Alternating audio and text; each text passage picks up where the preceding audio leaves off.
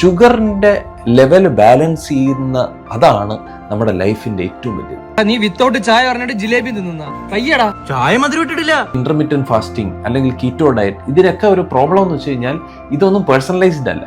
ഇത് ups and ഡൗൺസും ഇങ്ങനെ പൊക്കോണ്ട് നമ്മൾ ECG വേവ് പോലെ. അങ്ങനെ വരുമ്പോൾ എന്താ പ്രശ്നം എന്ന് വെച്ചാൽ സ്ട്രെസ് ഹോർമോൺസ് എപ്പോൾ റിലീസ് ആയെന്ന് ചോദിച്ചാൽ, അപ്പോൾ നമുക്ക് വർക്കിൽ ഫോക്കസ് ചെയ്യാനോ അല്ലെങ്കിൽ ഫാമിലിയായിട്ട് റിലേറ്റ് ചെയ്യാനോ ഒക്കെ എപ്പോഴും ഇറിറ്റബിലിറ്റി, ആങ്കർ, അജിറ്റേഷൻസ് ഇങ്ങനെയുള്ള സാധനങ്ങളിലേക്ക്. സോ അപ്പം മെയിൻ നമ്മളുടെ ഡയറ്റ് അല്ലെങ്കിൽ ഫുഡ് എന്ന് പറയുന്നത് ആ ബാൻഡ് വിഡ്ത്ത് ആദ്യം കണ്ടുപിടിക്കുക. ഓരോരുത്തർക്കും ഓരോന്നാണ്. ചിലപ്പോൾ ഒന്ന് 94.3 ആയിരിക്കും, ചിലപ്പോൾ 102.3 ആയിരിക്കും. ആ ബാൻഡ് വിഡ്ത്ത് കണ്ടെത്തുന്നത് ആണ് ഇതിൻ്റെ ട്രംപ് കാർഡ്. എങ്ങനെയാണ് ബാൻഡ് വിഡ്ത്ത് കണ്ടെത്തുക? അത് സ്വന്തമായിട്ട് ചിലപ്പം പറ്റണമെന്നില്ല. അപ്പോൾ ഒരു എക്സ്പേർട്ടായിട്ടിരിക്കുക.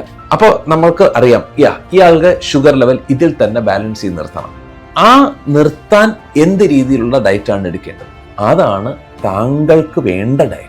അപ്പോൾ എൻ്റെ ബോഡിയും എൻ്റെ ഫങ്ഷൻസും വെച്ചിട്ട് എൻ്റെ ബാൻഡ് വിഡ്ത്തിൽ എനിക്ക് ഏറ്റവും സുഖകരമായിട്ടുള്ള ഡയറ്റ് എന്ന് പറയുന്നത് എവറി 3 hours ഉള്ള ഫുഡാണ്. പക്ഷേ എനിക്ക് ഒരുപാട് കഴിക്കാനും പാടില്ല. അങ്ങനെ ഒരുപാട് കഴിച്ചു കഴിഞ്ഞാൽ അപ്പം ഞാൻ ലോ പവർ മോഡിലേക്ക് പോകാറുണ്ട്.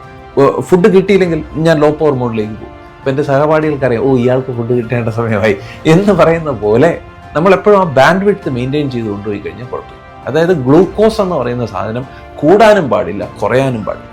ആ ബാൻഡ് വിഡ്ത്ത് പിടിച്ച് നമ്മൾ പോയിക്കൊണ്ടിരുന്നു കഴിഞ്ഞാൽ നമ്മുടെ ഓർഗൻസ് എല്ലാം നല്ല സ്മൂത്ത്ലി ഫങ്ഷൻ ചെയ്യും.